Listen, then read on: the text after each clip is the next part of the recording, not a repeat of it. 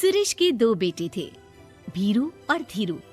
वो अपनी आखिरी वक्त में अपने बिस्तर पर था और उसके दोनों बेटे उसके पास आंखों में आंसू लिए बैठे थे।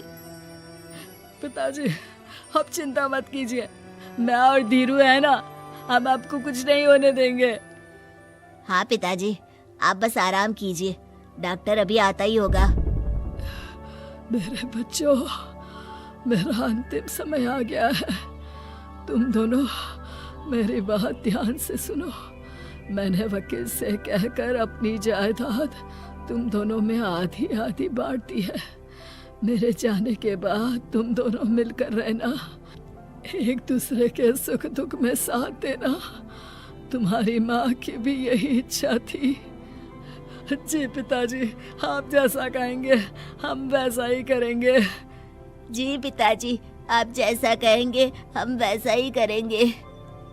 और सुरेश उन्हें छोड़कर चला जाता है। अरे धीरू भाई, मैं तुझसे कहना चाहता था कि मुझे व्यापार बढ़ाने के लिए कुछ रुपयों की जरूरत है। अब पिताजी के जाने के बाद हम दोनों ही एक दूसरे का सहारा है। पिता के जाने के कुछ दिनों के बाद दोनों भाइयों की जिंदगी धीरे धीरे सामान्य हो जाती है। दोनों भाई अब अपना अपना व्यापार संभाल लेते हैं। दोनों एक ही घर में तो रहते हैं, लेकिन अब उनके रिश्ते में पहले जैसी बात नहीं रहती। भीरू शुरू से ही लालची था, इसलिए सुरेश ने पहले ही उन दोनों में प्रॉपर्टी का हिस्सा बांटकर लड़ाई की गुंजाइश खत्म कर दी थी। लेकिन पिताजी के जाने के बाद भीरू का लालच बढ़ने लगा। हाँ हाँ भैया, आप बताइए कि मैं आपकी किस तरह से मदद कर सकता हूँ। मुझसे जो बन पड़ेगा मैं करूँगा। अच्छा तो भाई, तू ना मुझे अपनी गाय दे दे। वैसे भी तू पढ़ा लिखा मॉडर्न लड़का है, भला तू गाय का करेगा क्या? लेकिन इससे मेरी ना बहुत मदद हो जाएगी। ठीक है भैया, आखिर भाई ही तो भाई के काम आता है। आप ले लीजिए मेरी गाय और उसे बेचकर आप उन रुपयों को अपने व्यापार में लगा लेना। बस फिर क्या था। भीरू अपने लालच की वजह से आए दिन धीरू से किसी न किसी बहाने पैसे या कीमती सामान ऐंठता रहता और बेचारा सीधा साधा धीरू उसकी मदद कर दिया करता। इसी तरह 2 साल बीत जाते हैं और दोनों भाई शादी कर लेते हैं। शादी होने के साथ ही अपनी बीवी के कहने पर भीरू अपना हिस्सा अलग कर लेता है। अब दोनों भाई अलग अलग रहने लगते हैं। अरे साधना, ये देखो, मैंने आज ही एक बड़ी डील साइन की है। ये शहर का सबसे बड़ी फैक्ट्री का मालिक है। इसके साथ व्यापार करके मेरे व्यापार में दिन दुनी रात चौगुनी तरक्की होगी। लेकिन इसकी बस एक ही शर्त है, अगर इसे हर हफ्ते सामान की पेमेंट नहीं दूंगा तो मुझे इसे जुर्माने के तौर पर बहुत बड़ी रकम देनी होगी। ये तो बड़ी ही चिंता की बात लगती है जी। अरे चिंता कैसी, मैंने पहले ही हिसाब लगा लिया है। मैं इसे हर हफ्ते पेमेंट भी दूंगा और एडवांस पे ऑर्डर भी, तो फिर चिंता काहे की। पास से गुजर रहा भीरू उन दोनों की सारी बातें सुन लेता है और फिर, अरे राधा, सुनती हो? उस धीरू ने आज एक बहुत बड़ी डील साइन की है।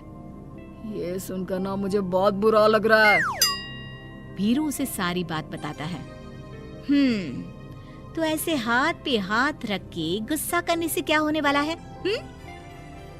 आप तो उस डील की कमजोर कड़ी जानते ही हैं, तो मारिए हथौड़ा।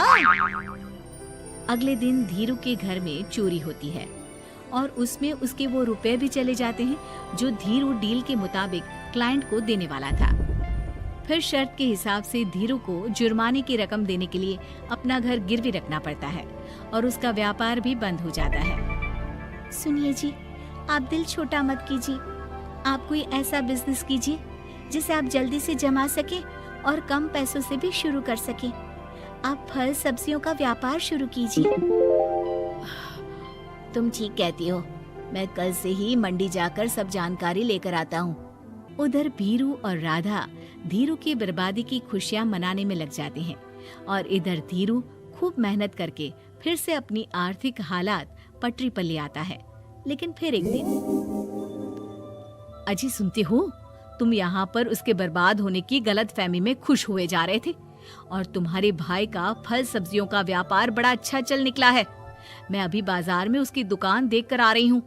अरे भीड़ लगी हुई थी वहां तो। तो फिर जल्दी से अपने खुराफाती दिमाग से कोई आइडिया निकालो इस मुसीबत का। आइडिया तो बहुत अच्छा है मेरे दिमाग में। अपने भाई से कह के इसके गोदाम में चूहे डलवा दूंगी, फिर देखना नजारा। राधा की चालाकी से धीरू का ये काम भी ठप हो जाता है। अब धीरू और उसकी पत्नी के लिए उधार पर जीने के अलावा कुछ नहीं बचा था। बेचारा ईमानदार धीरू अपने भाई भाभी की चालाकी की वजह से बहुत बुरे दिन काट रहा था। मैं तो बिल्कुल बर्बाद हो गया साधना।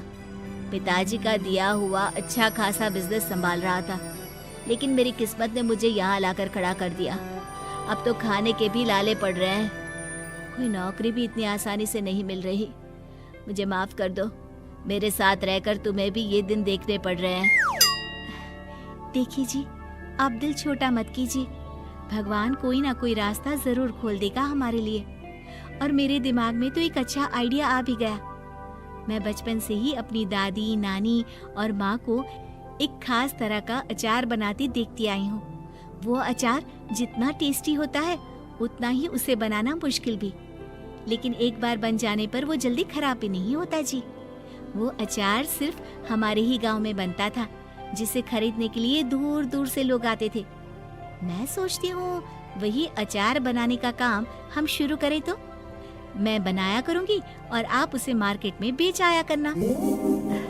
साधना, तुम्हारी बातों से मेरे मन में उम्मीद जाग उठी है, लेकिन ये सब काम शुरू करने के लिए रुपए कहाँ से आएंगे? ए जी, मेरी ये कंगन किस दिन काम आएंगी? आप इन्हें गिरवी रखवा लो और जब पैसे आ जाए तो इन्हें छुड़वा लेना। साधना बाजार जाकर अचार बनाने का सामान लेकर आती है। फिर घर आकर सारे खिड़की दरवाजे बंद करके अचार बनाती है और धीरू उस अचार को पैक करने में साधना की मदद करता है और अगले दिन बाजार में बेच भी आता है। शुरू में सिर्फ 10 बोतल अचार ही बन पाता है, लेकिन उसे बेचकर हुए मुनाफे से अचार की बोतलें 10 से 50 और फिर 1000 और 10,000 हो जाती है। अब धीरू को अपने काम में मदद के लिए कुछ लोगों को भी काम पे रखना पड़ता है, लेकिन अचार अब भी साधना ही बनाती है और अपनी रेसिपी का सीक्रेट बनाए रखती है। अब देखते ही देखते धीरू साधना ब्रांड अचार आसपास के कई शहरों में मशहूर हो जाता है और धीरू के दिन एक बार फिर बदलते हैं। धीरू के पास अब भीरू से दुगना बड़ा घर, गाड़ी, धन, अचार की कई फैक्ट्रीज और नौकर चाकर होते हैं। धीरू की इतनी तरक्की देखकर भीरू और राधा बुरी तरह से जल भुन जाते हैं, लेकिन अब उनके खिलाफ उनकी कोई चाल कामयाब नहीं होती। सुनिए जी, मैं ना कहती थी कि आप हिम्मत रखिए, एक दिन भगवान हमारे रास्ते जरूर खोल देगा। और देखिए जी, आज हम कहां से कहां आ गए। ये सब तुम्हारे फौलाद जैसे मजबूत मन की वजह से हो पाया है साधना, वरना एक समय मैं तो हिम्मत ही हार चुका था। तुमने न सिर्फ मेरा हौसला बढ़ाया, बल्कि बिजनेस में मेरा साथ भी दिया।